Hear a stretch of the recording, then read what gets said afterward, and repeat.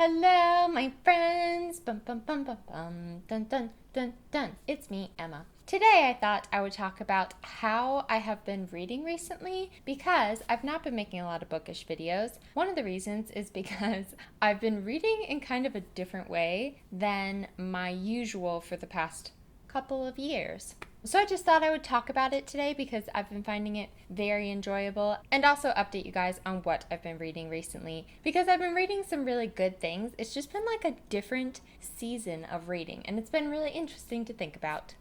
So I'm going to talk first about the book that I'm currently still in the middle of, and then I will talk about some ones that I finished. So the one that I'm currently reading is called The Highly Sensitive Person by Elaine and Aaron, PhD. I've talked about this book before, whether on social media or in other videos. It is a nonfiction book. It's kind of a psychology book about the type of person called an HSP, or a highly sensitive person, me, and 20% of the population.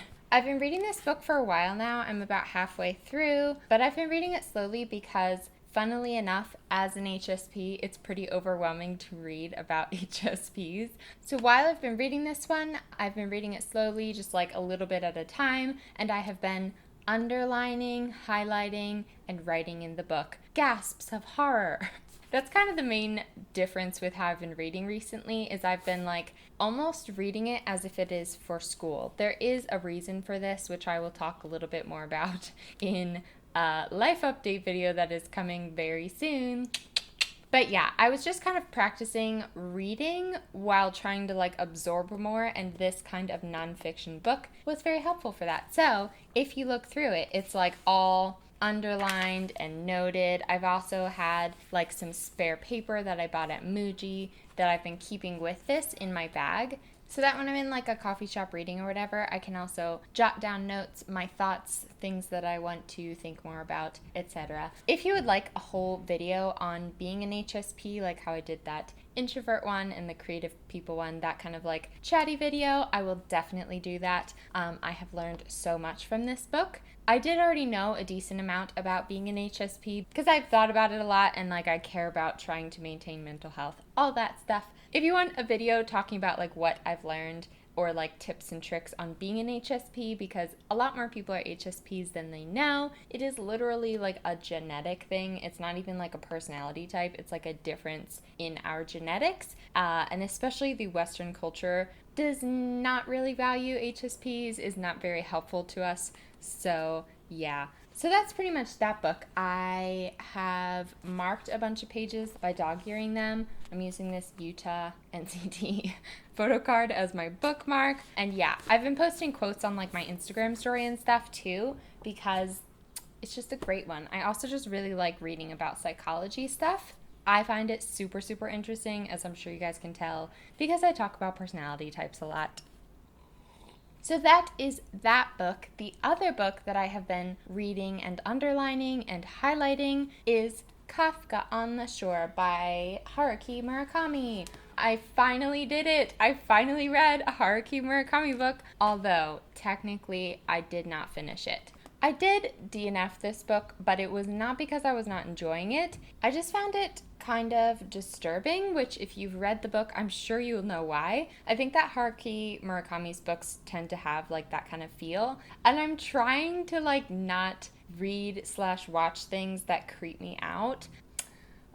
It's a struggle. But anyways, I was loving the writing style. I was loving underlining it and highlighting it. Some of the quotes were like so beautiful. And it was just really fun to carry this one around in my backpack and like have it get kind of beat up because it is that nice kind of paperback. I don't know why, there's just something really satisfying about that. But yeah, I did stop reading it because I found it kind of disturbing. If you have read any of his other books and you found them to be not as dark, I would really love some suggestions. Or even just books that have a similar vibe of that like kind of not real, kind of real mysticalness. I don't know how to describe it, but it is wonderful. I love it. I just wish it wasn't as disturbing. But yeah, I like was almost done with it anyways. I just got to a point where I was like, I will say for those of you who are less sensitive, it is so beautifully written. One of my favorite quotes was specifically about poetry. Let me see if I can find it.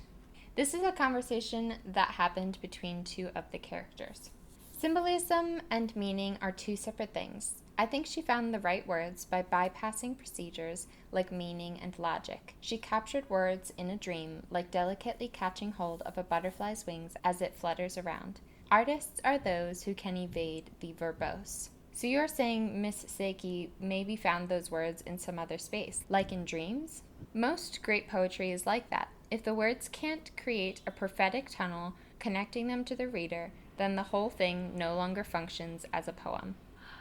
I love that. It's so pretty. The other reason that I rather liked this book was because this was one of the ones that was kind of on like a read if you want to understand the BTS theories, like the HYYH era, Blood, Sweat, and Tears, those eras. This was like one of the books that Namjoon read and recommended and I think channeled into that BTS stuff. So for that reason, I found it super interesting because as I was reading, I was like, oh, this is where that came from and this is where that came from, and then like building all these cool ideas about stuffs. So yeah, I don't want to say because stuff that happens in the books, I feel like it's kind of spoilery, but yes, I found it super interesting and fun. However, I've not been reading all books like that. For example, I recently read these two lovely contemporaries, which I loved. They were so fun. I read them both in like 2 sittings.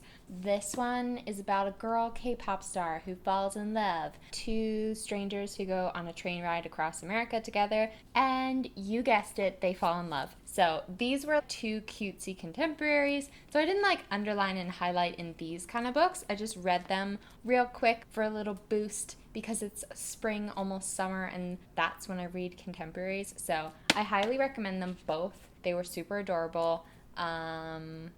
This one I gave 5 stars, so that's pretty high praise. And then I have these 2 books, which I've been reading in a similar way of like underlining and highlighting, etc. But this one is a collection of poems. They're actually translated poems. The author was Korean. His name is Yoon Dong-ju. I got it on Amazon. And then this one is by a very famous Japanese author, so it's also translated. It's called 10 Nights Dreaming, and the author's name is Natsume Sosuke. I also picked up this one in like relation to BTS theories and stuff. I don't know if this one actually played a part in that. It's just my theory. I've never heard anyone else mention it, but it's very interesting. And I've wanted to try things by Natsume Sosuke because he's mentioned a lot. So I did also pick up another of his books. I'm going to be reading that soon, but I wanted to read this one first because it's a collection of very short stories about 10 dreams. And then this one is very lovely. They're just poems about like nature and life and simple life kind of stuff. It's very pretty. I actually haven't been underlining this one because it seems weird to underline poems, but I have been taking notes on it. And that's pretty much it. Now it is almost summertime and I am going on vacation this summer, so I will probably be reading more just for funsies books over the summer, especially while I'm on vacation, and I will be making a list of like books I want to read before school starts.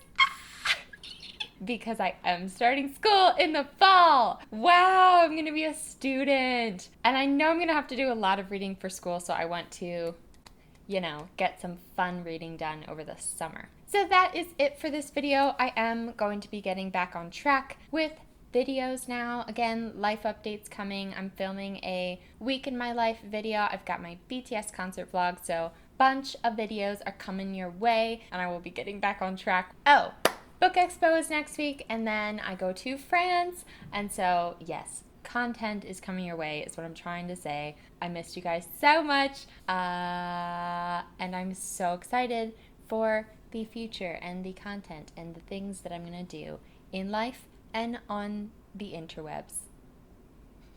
I hope you're having a lovely day or night or afternoon, wherever you are, whatever you are doing, whatever you are reading, and I will see you in my next video.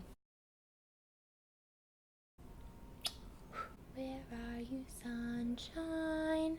Why can't I find you? Why have you gone away? Away. There it is! But then that busy time has now come to an end in Books Expo.